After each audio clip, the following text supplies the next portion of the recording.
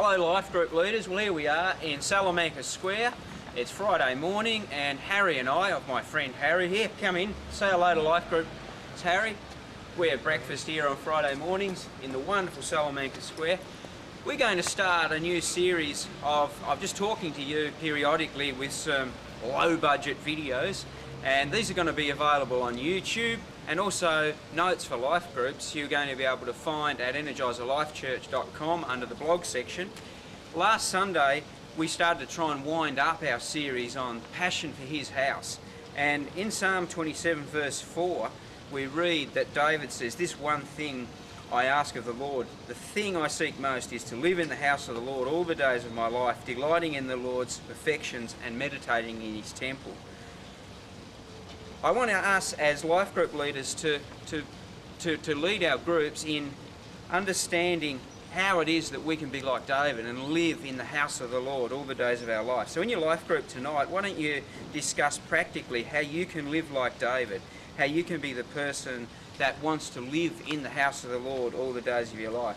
A little secret in the discussion is probably the first line, "This one thing I ask of the Lord," or "the one thing I seek most." That was how David wanted to live. So just ask yourselves, how can you live that way? How can you live that way this week? What are you going to do this week that enables you to have a passion like David had to live in the house of the Lord all the days of his life?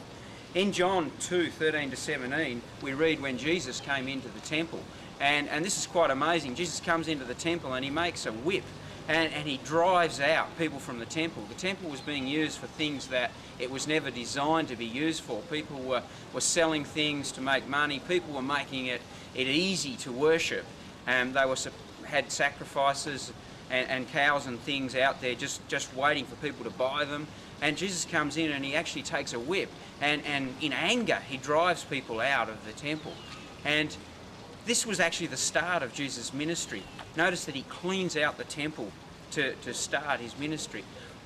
I think it's important that we understand that if we're going to live in the house of the Lord all the days of our life, if we're not going to end up outside of the house, if we're going to stay in the house, we need to look at some of the things in our life that we need to remove. And I've got just a few points here of some of the things that I believe that can take us out of the house.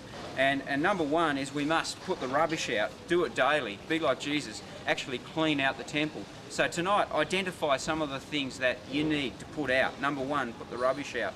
The second thing is I think we've got to have strong foundations.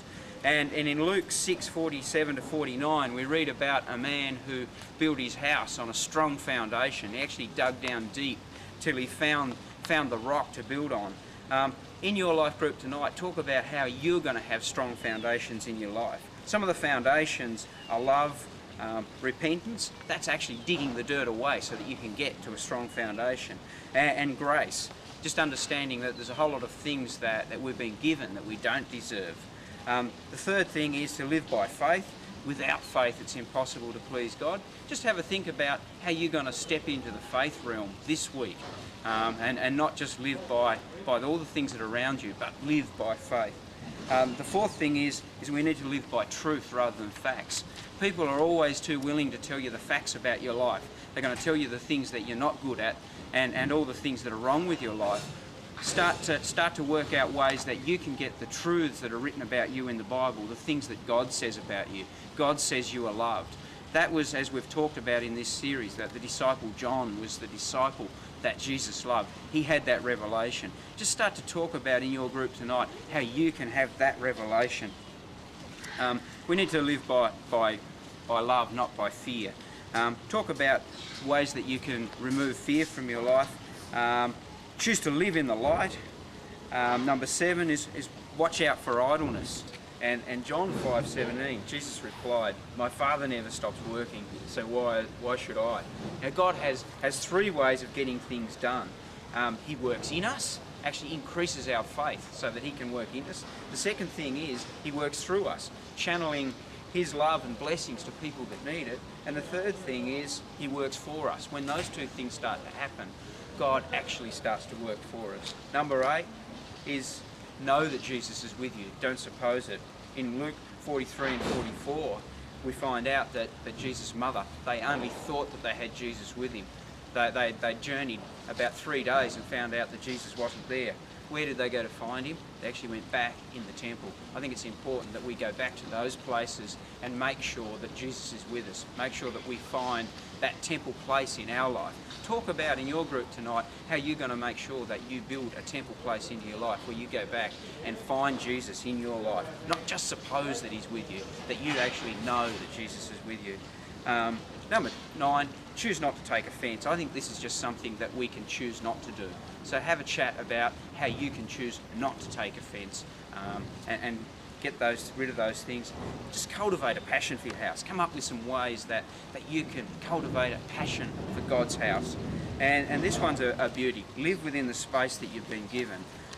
Once again, our friend King David, when he was about to kill Goliath, he nearly came unstuck because the king gave him his armour and he tried to walk in somebody else's armour.